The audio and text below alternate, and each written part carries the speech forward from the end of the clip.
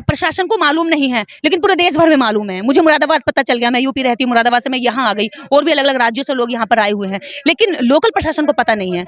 जहाँ एक बच्ची 12 साल की बच्ची, 10-12 साल की शायद बच्ची है वो, जिसके रेप के बाद में उसके सारी हड्डियां टूट चुकी हैं, उसके शरीर से कई अंगों से रक्त बह रहा है, खून निकल रहा है, और आपको पता ही नहीं है। इसका मतलब आपको कब पता चलेगा? जब यहाँ पर किसी बड़े नेता की बच्ची के साथ होगा, जब यहाँ पर किसी अमीरजादे की बेटी के साथ होगा, या उसकी बहन के साथ होगा, या उसकी बच्ची के साथ होगा। आज सारी भावना आहत गैंग मर चुकी है। तिवारी, चतुर्वेदी, वर्मा, शर्मा, सारे कहाँ मर गए? क्या रजाई ओढ़कर सो गए हैं इस गर्मी में कि ये बेटी का दर्द दिखाई नहीं दे रहा है? जब किसी लड़की के खिलाफ आवाज उठानी होती है तो सारे चले जाते हैं। मेरे खिलाफ 250-300 लोग जाकर के थाने में धरना दे रहे हैं कि निर्देश को अरेस्ट करो, केवल इसलिए कि मैंने ये पूछ लिया कि सरस्वती के पास कितनी डिग्री है, माँ सरस्वती ने कितने बच्चों को शिक्षित किया, माँ सरस्वती ने कितने स्कूल खोले। यहाँ तक कि मुख्यमंत्री पोर्टल पर मेरे खिलाफ शिकायतें लिखी जा रही हैं और आवेदन किए जा रहे हैं कि इस लड़की को जेल में डाला जाए, केवल इसलिए कि मैंने एक बात ये कह दी कि शिक्षा के क्षेत्र में अगर सरस्वती जी का कोई योगदान है तो वो दुनिया के देश के सामने लाया जाए। ये बच्ची दलित समाज से ना होकर के अगर किसी विशेष जाति की होती तो भारत की बेटी बन चुकी होती 5-6 दिन बीत चुकी घटना को। अब तक भावना आहत गैंग सड़कों पर कैंडल मार्च निकाल रहे होते, रो रहे होते, छाती पीट पीट के इनके कलेजे में छलनी हो चुके होते दर्द के मारे। ये जाति की उच्चता को बनाए रखने के लिए, जाति की शुद्धता को बनाए रखने के लिए, पानी की पवित्रता को बनाए रखने के लिए एक मासूम अबोध बालक की हत्या कर देते हैं। डिवाइड एंड रूल के लिए अंग्रेजों को बदनाम करते हैं, लेकिन डिवाइड एंड रूल वास्तव में ये हिंदू करते हैं, जिन्होंने हजारों जातियों में लोगों को बांट दिया। जहां जानवरों से ज्यादा बेकदरी यहाँ पर औरतों की समझी जाती है, शूद्रों की समझी जाती है, और अछूतों की तो आज भी इन लोगों की नजर में ये कीड़े मकोड़ों की जिंदगी समझते हैं। उस बच्चे को इतना मारा है, इससे पता लगा सकते हैं कि उस बच्चे की कान की नसें फट गई।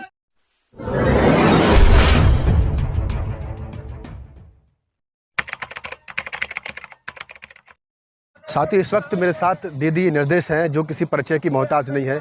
सावित्रीबाई फुले महासभा नाम से संगठन चला करके लोगों को जो है जागरूक करने का लगातार काम कर रही हैं, और युवाओं को और अशिक्षित महिलाओं को, बच्चों को शिक्षा की ओर ले जाने का लगातार उनका प्रयास है, जो कि आप लगातार सोशल मीडिया के माध्यम से देख पाते हैं। इस वक्त पहुंची हुई है हरियाणा के फरीदाबाद में। आपको बता दें कि रक्षाबंधन के दिन यहाँ पर एक दलित समाज की 11 से 12 वर्षीय बच्ची को जो है बड़ी निर्दयता के साथ में जो है रेप करके और जो है मार दिया जाता है, और उसी को लेकर के यहाँ पर सेक्टर 12 डीसी ऑफिस के सामने लोग धरने पर बैठे हुए हैं, वहाँ पर वो पहुँची हुई हैं। तो सबसे पहले तो मैं इस घटना के बारे में ही आपसे बात करना चाहूँगा। देखिए, ये भारत के अंदर जहाँ 9 से 10 वर्ष की बच्चियों के साथ बलात्कार करने की मानसिकता लोग रखते हों, वो मानसिकता सारी संस्कृति की देन है। जहाँ एक तरफ तो बहनों की रक्षा करने का दिखावा करते हैं कि रक्षा सूत्र बांध लिया, रक्षाबंधन होगी तो हमने सुरक्षा कर ली। अपनी बहनों की सुरक्षा करने वाले भाई ही दूसरी बहनों के साथ रेप की सोच रखते हैं। तो ऐसी सोच जब तक भारत में रहेगी, जब तक ये परंपराएं रहेंगी, रीति रिवाज रहेंगे इस तरह के, जहाँ पे केवल सुरक्षा का केवल दिखावा हो और वास्तविक सुरक्षा अंदर से ना पैदा होती हो, तब तक ये रेप की घटनाएं रुकना मुश्किल है। क्योंकि हम देखते हैं कि हर तीसरे दिन कोई ना कोई घटना होती है। हम जैसे लोग हर तीसरे चौथे दिन इस तरह के आंदोलन करते हैं। हमारा पूरा जीवन लगता है कि इसी तरह से निकल जाएगा क्या, और देश के अंदर चीज़ों को बदलने में समय लग रहा है। क्यों? क्योंकि जितना हम लोगों के जाकर के बदलते हैं, इतना ही वो जाकर के धार्मिक क्रांति करवा के हर साल में जब रक्षाबंधन आता है तो हर साल ये रेप दर क्यों बढ़ रहे हैं। और भारत में जहां बहनों की सुरक्षा के लिए एक त्योहार मनाया जाता हो, एक स्पेशल दिन भी रखा जाता हो, उसी देश के अंदर कोई दिन ही नहीं है ऐसा कि जहां रेप ना होता हो। देश के किसी न किसी कोने में जब हम बात कर रहे होते, इतने मिनट में कहीं ना कहीं किसी ना कोई बच्ची या कोई महिला शिकार हो रही होती है। अच्छा दीदी, अभी जब ज्ञापन लेने के लिए संबंधित अधिकारी आए तो उन्होंने कहा कि मुझे इस घटना के बारे में मालूम ही नहीं है, जबकि ये 11 तारीख की घटना है। जी, यही है। देखिए, प्रशासन को मालूम नहीं है, लेकिन पूरे देश भर में मालूम है। मुझे मुरादाबाद पता चल गया, मैं यूपी रहती हूँ, मुरादाबाद से मैं यहाँ आ गई, और भी अलग अलग राज्यों से लोग यहाँ पर आए हुए हैं, लेकिन लोकल प्रशासन को पता नहीं है। पूरा पुलिस प्रशासन वहाँ पर लोगों को जा करके परेशान कर रहा है। जो लोग प्रोटेस्ट करने आ रहे हैं उनको रोक रहा है, उनको धमका रहा है, डरा रहा है, और जो गरीब लोग हैं उनको घरों में बंद कर रहा है, ताकि उनको ये दिखा करके कि तुम्हें ही बंद कर देंगे थाने में। तो ये कहना कि हमें पता ही नहीं, ये झूठ है। ये एक झूठा कहा गया बयान है उनका कि उनको पता नहीं है। जब देश के अंदर सबको पता है तो इसका मतलब आप अपने प्रशासन, अपने लोकल एरिया में भी आपको ये नहीं पता कि चल क्या रहा है। जहां एक बच्ची 12 साल की बच्ची, 10-12 साल की शायद बच्ची है वो, जिसके रेप के बाद में उसके सारी हड्डियां टूट चुकी हैं, उसके शरीर से कई अंगों से रक्त बह रहा है, खून निकल रहा है और आपको पता ही नहीं है। इसका मतलब आपको कब पता चलेगा? जब यहाँ पर किसी बड़े नेता की बच्ची के साथ होगा, जब यहाँ पर किसी अमीरज़ादे की बेटी के साथ होगा या उसकी बहन के साथ होगा या उसकी बच्ची के साथ होगा। जब ये आरोपी उन बच्चों का करते-करते आपकी बच्चियों तक आ चुके होंगे, तब पता चलेगा आपको कि हमारे क्षेत्र में क्या चल रहा है। जब स्थानीय प्रशासन को ये नहीं पता और इस तरह का बयान देना, एक तरह से ये मैं क्या कहूँ, ये अनदेखा कर देने वाली बात है। तो ये प्रशासन को देखने की ज़रूरत है कि कहाँ क्या हो रहा है और आपकी पुलिस ये तो जान रही है कि लोगों को प्रोटेस्ट करने से रोकना, लेकिन ये नहीं जान रही है कि यहाँ पर इस तरह की घटना हो गई है। अच्छा, जो बच्ची की बहन है, जो है मौके पर मौजूद भी थी, उसने ऐसा कहा रो करके कि अगर शौचालय होता हाँ, तो मेरी बहन आज जिंदा होती, जबकि सरकार दावा कुछ और ही करती है। सरकार तो दावा करती है कि हमने देश के अंदर हर घर शौचालय बनवाया है, हर घर शौचालय की पोल खोलती हुई ये घटना है। वो लड़की अभी जब बयान दे रही है तो वो कह रही है कि मैं आज मेरी बहन मेरे साथ जिंदा खड़ी होती, मैं अपनी बहन को नहीं खोती अगर यहाँ पर शौचालय होता तो। शौचालय ना होने की वजह से वो बाहर शौच करने गई और रात के अंधेरा होने की वजह से, शाम होने की वजह से भेड़ियों का शिकार हो गई।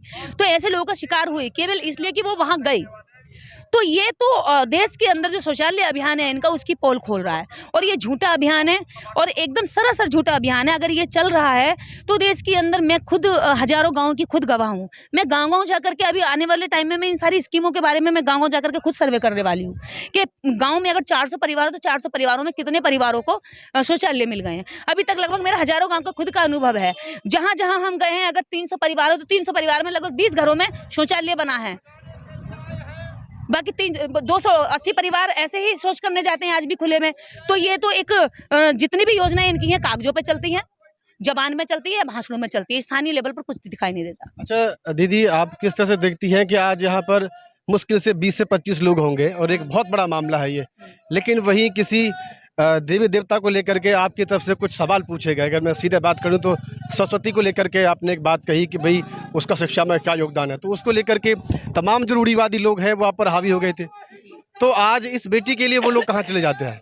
ये जो भावना आहत गैंग है ना, ये इसकी भावना तब आहत होती है जब पत्थर और देवी देवताओं पर सवाल करो, जब आप तार्किक सवाल करो, जब आप गुलामों को आज़ादी दिलाने के लिए सवाल करो, जब आप देश के अंदर मजलूमों की बात करो, जब दलितों की बात करो, महिलाओं की बात करो, पीड़ितों की, शोषितों की बात करो, वंचितों की बात करो, तब इनकी भावनाएं आहत हो जाती हैं। आज सारी भावना आहत गैंग मर चुकी है। तिवारी, चतुर्वेदी, वर्मा, शर्मा, सारे कहाँ मर गए? क्या रजाई ओढ़कर सो गए हैं इस गर्मी में कि ये बेटी का दर्द दिखाई नहीं दे रहा है? जब किसी लड़की के खिलाफ आवाज उठानी होती है तो सारे चले जाते हैं। मेरे खिलाफ 250-300 लोग जाकर के थाने में धरना दे रहे हैं कि निर्देश को अरेस्ट करो, केवल इसलिए कि मैंने ये पूछ लिया कि सरस्वती के पास कितनी डिग्री है, माँ सरस्वती ने कितने बच्चों को शिक्षित किया, माँ सरस्वती ने कितने स्कूल खोले। इस सवाल पर मेरे खिलाफ पूरा ब्राह्मणवादी जो देश का जुड़ा हुआ है आपस में, सारा इकट्ठा हो गया, लामबंद होकर के प्रशासन पे जाकर के जोर दे रहा है। यहाँ तक कि मुख्यमंत्री पोर्टल पर मेरे खिलाफ शिकायतें लिखी जा रही हैं और आवेदन किए जा रहे हैं कि इस लड़की को जेल में डाला जाए, केवल इसलिए कि मैंने एक बात ये कह दी कि शिक्षा के क्षेत्र में अगर सरस्वती जी का कोई योगदान है तो वो दुनिया के देश के सामने लाया जाए। और अगर आप शिक्षा के क्षेत्र में किसी का योगदान देना चाहते हैं तो भारत के अंदर प्रथम महिला स्कूल किसने खोला? आप उसका नाम लेते हुए अछूत क्यों समझते हैं उसको? तो सावित्रीबाई फुले का नाम लेते हुए अछूत मानते हैं, लेकिन सरस्वती का नाम लेते हुए गर्व महसूस करते हैं, जिसने कुछ नहीं किया, जिसके पिता ने खुद अपनी बेटी के साथ बलात्कार किया हो। ऐसी सरस्वती जिसको न्याय की जरूरत है, उसको आपने देवी बना करके लोगों पर थोप दिया ताकि वो न्याय ना मांग सके। तो ये इस देश के अंदर न्याय ना मांगने की एक प्रक्रिया है। जब जब महिला के साथ बलात्कार हुए हैं, गलत घटनाएं हुई हैं, तब तब उनका देवी बनाकर महिमा मंडन कर दिया और महिमा मंडन से बस उसको बिठा दिया कि न्याय ना मांगे। क्या मानती हैं आप कि अगर ये बच्ची दलित समाज से ना होकर के अगर किसी विशेष जाति की होती तो भारत की बेटी बन चुकी होती 5-6 दिन बीत चुकी घटना को? अब तक भावना आहत गैंग सड़कों पर कैंडल मार्च निकाल रहे होते, रो रहे होते, छाती पीट पीट के इनके कलेजे में छलनी हो चुके होते दर्द के मारे।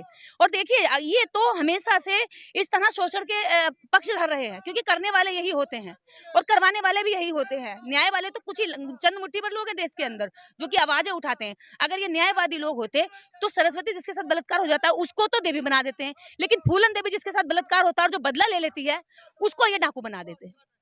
उसका नाम क्या रख दिया है? डाकू। उसको आज तक ये सभ्य समाज स्वीकार नहीं कर पाया, उसका मर्डर करवा दिया जाता है, सारे इकट्ठे होकर के मर्डर कर देते हैं। लेकिन अधिकार और न्याय मांगने वाली बेटियां इनके लिए डाकू होती हैं और शोषण करवा करके देवी बनकर महिमा मंडन करवाने वाली बेटियां इनके लिए देवी बन जाती हैं। अच्छा, नागौर की घटना को आप किस तरीके से देख रही हैं? पूरे देश में जो है एक तरह से रोष का माहौल बना हुआ है। पूरे देश के अंदर नहीं, पूरी दुनिया के अंदर इस घटना से सबक ले रहे हैं। और देश की जो गंदगी है, देश के अंदर जो जातिवाद को लेकर के छोटे छोटे बच्चों तक को नहीं छोड़ा जा रहा है। जहां हम अभी जब डॉक्टर अम्बेडकर का इतिहास पढ़ते हैं, उनके बारे में पढ़ते हैं, साहित्य पढ़ते हैं, तो पता चलता है कि कभी उनको स्कूल में मटका नहीं छूने दिया जाता था और बाहर बैठने दिया जाता था, पट्टी बिछाकर बाहर बैठते थे। आज देखिए 21वीं सदी में जब विज्ञान का दौर है, जहां कल्पनाओं के परे जाकर के एक दुनिया बनाई जा रही है, आपका ये माइक, ये मोबाइल, ये सारी चीजें टेक्नोलॉजी के हिसाब से चल रही हैं, वहां पर ये जाति की उच्चता को बनाए रखने के लिए, जाति की शुद्धता को बनाए रखने के लिए, पानी की पवित्रता को बनाए रखने के लिए एक मासूम अबोध बालक की हत्या कर देते हैं। ये जातिवाद का एक काला धब्बा हमारे भारत पर है और शायद जब तक हमारे देश की सरकारें नहीं चाहेंगी, ये काला धब्बा देश में ऐसे ही बना रहेगा। अगर जब भारत के अंदर से एक बयान से नोटबंदी हो सकती है हमारे माननीय प्रधानमंत्री जी जब एक बयान से पूरे भारत में नोटबंदी कर सकते हैं, तो उनके बयान से जातिबंदी भी हो सकती है, लेकिन वो करेंगे नहीं, वो करते नहीं, क्योंकि उन्हें पता है जातियों के आधार पर ही राजनीति का वर्चस्व बना हुआ है इस भारत के अंदर। डिवाइड एंड रूल के लिए अंग्रेजों को बदनाम करते हैं, लेकिन डिवाइड एंड रूल वास्तव में ये हिंदू करते हैं, जिन्होंने हजारों जातियों में लोगों को बांट दिया। जहां जानवरों से ज्यादा बेकदरी यहाँ पर औरतों की समझी जाती है, शूद्रों की समझी जाती है, और अछूतों की तो आज भी इन लोगों की नजर में ये कीड़े मकोड़ों की जिंदगी समझते हैं। उस बच्चे को इतना मारा है, इससे ही पता लगा सकते हैं कि उस बच्चे की कान की नसें फट गई। वो बच्चा 21 दिन, शायद 25 दिन तड़पा है दर्द से। वो आप दर्द महसूस करिए कि वो दर्द मुझे, जब से मैंने वो घटना पढ़ी है तब से लग रहा है कि मेरे कान में दर्द हो रहा है, मैं तड़प रही हूँ, मुझे नींद नहीं आ रही है। कल हम जा रहे हैं नागौर, तो ये देश की जो आहत भावना गैंग है, जिसकी भावना चंद चंद सवालों पर आहत हो जाती हैं, आज वो सारी गैंग कहीं जाकर के सो गई है, कहीं उसके मुंह में दही जम गई है, वो चुप बैठी है। तो ये भावना आहत गैंग निकल करके आए। न्याय की अगर बात हो तो न्याय की लड़ाई में शामिल हो ना,